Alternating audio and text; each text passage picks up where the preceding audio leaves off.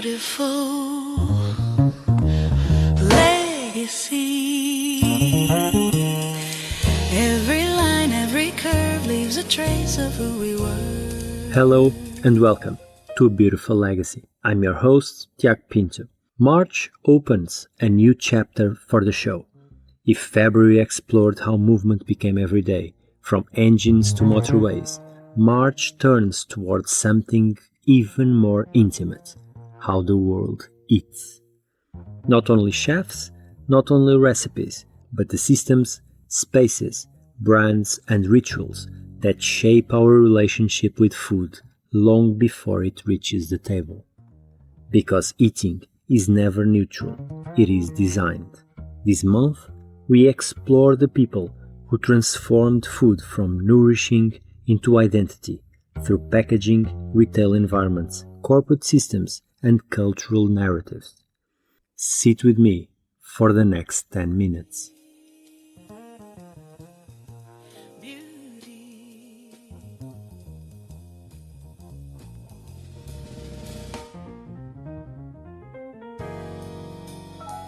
By the late 1960s and 70s, the supermarket had become a new civic space, a controlled environment of repetition, abundance, and competition. Hundreds of brands shouting at once.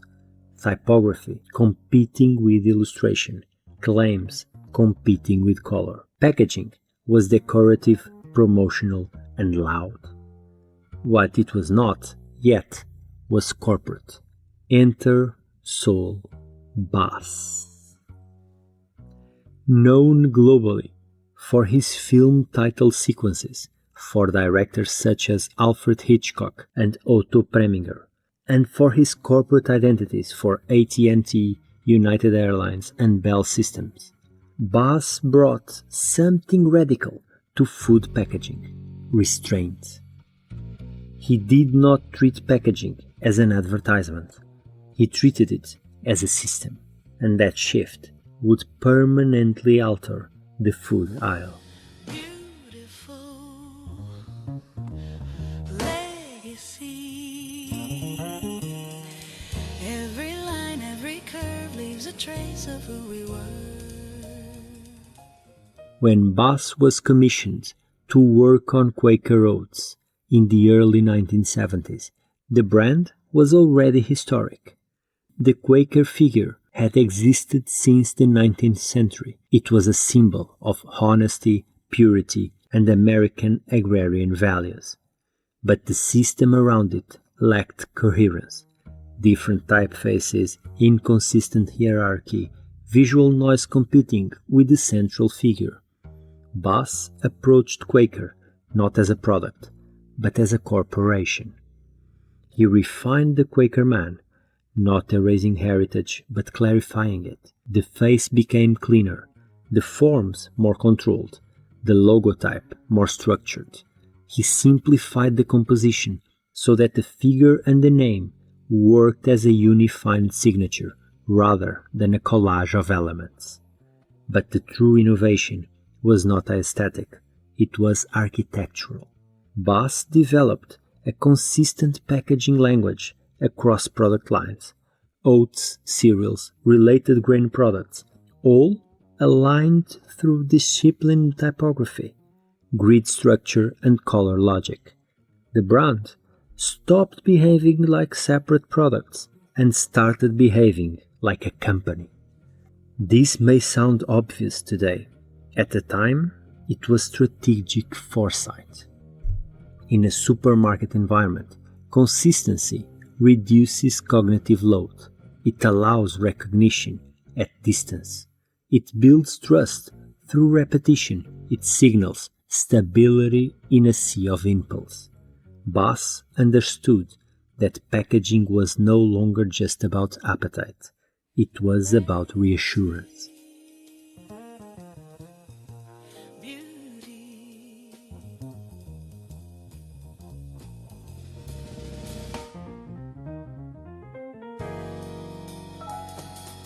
What made Bass different from many packaging designers of the era was his background in corporate identity. He was not decorating boxes, he was extending governance systems. The same thinking that produced the AT&T globe or the Bell symbol informed how he approached food. A brand mark must scale, it must endure, it must function in black and white as well as color. It must survive reproduction constraints. In food retail, this discipline was rare. Cereal boxes often relied on mascots, bursts, promotional banners, exaggerated claims. Bass reduced these elements.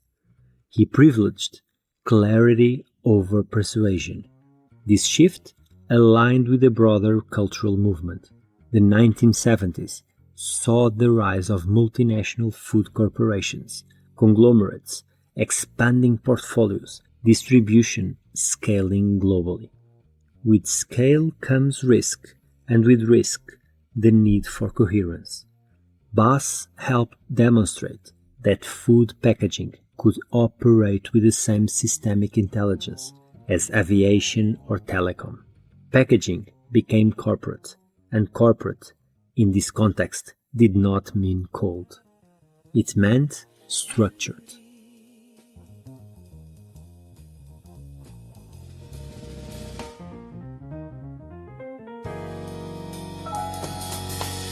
Beautiful legacy. Every line, every curve leaves a trace of who we were. Although Quaker Oats remains the clearest example of his direct impact on food retail, Bass's philosophy influenced how other brands approached identity in consumer goods. His reductionist approach reasoned with companies seeking longevity rather than seasonal noise. The idea that a food brand could be governed by a strict visual system, logo integrity, typographic discipline, color hierarchy spread through the industry. Design agencies began speaking not only of packaging design, but of brand architecture. Private labels, in particular, would later adopt this logic. Supermarket-owned brands learned that consistency across categories increases perceived quality. It signals control. It implies accountability. From a retail perspective, and here is where it becomes relevant to us, Bass anticipated the supermarket as a branded environment rather than a collection of products. He designed for the shelf as a whole. He understood agency. He understood repetition. He understood rhythm. And rhythm in retail builds memory.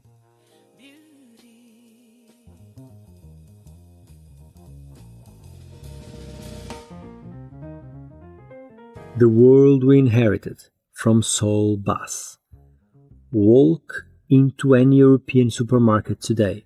Look at the cereal aisle. Notice how major brands maintain rigid logo control across formats. Notice how typography rarely changes arbitrarily. Notice how color blocks are defended as territories. This is not accidental. It is the legacy of corporate identity applied to food. Bass helped legitimize the idea that packaging is not merely a sales surface. It is an extension of corporate philosophy. It communicates governance, scale, and continuity. For consumers, this translates into something subtle but powerful: trust. We reach for what looks stable. We believe what appears consistent. We feel safer with what feels designed. In a world of processed food, additives, and industrial production, design became the mediator between factory and family table. Bass did not romanticize food. He professionalized it. And in doing so, he helped transform the supermarket into a structured landscape rather than a visual battlefield. That discipline still shapes how global food brands operate today.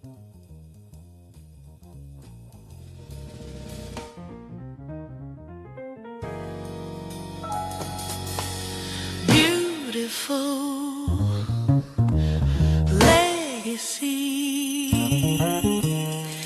Every line, every curve leaves a trace of who we were. Saul Bass did not shout on the shelf. He did something far more difficult.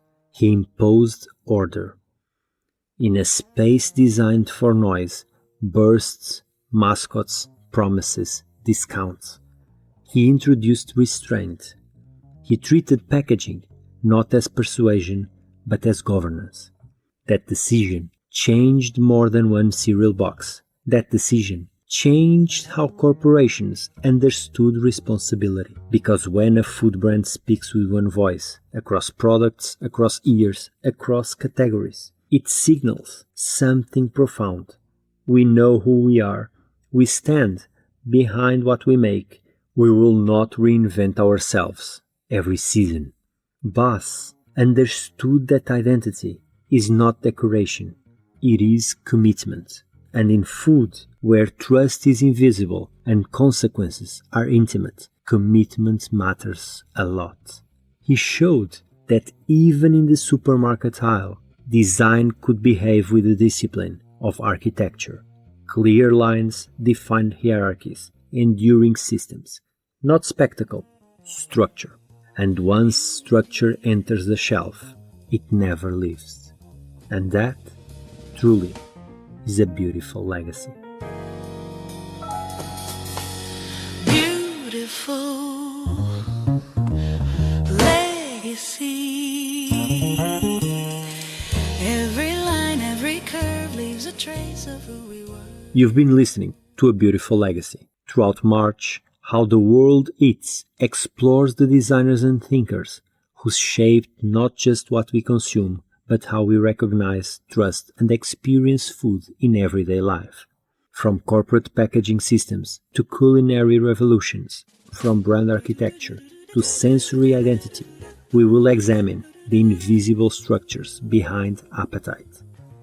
In the coming episodes, we will move from the shelf to the kitchen, from identity systems to gastronomy itself.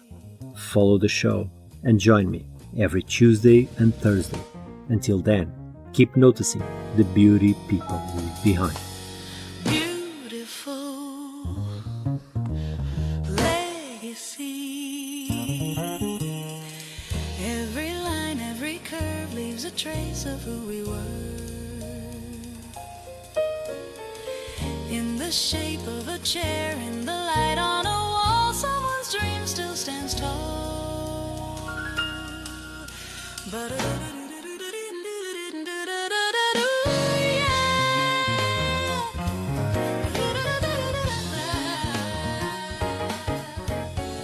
echoes fade, but the feeling stays.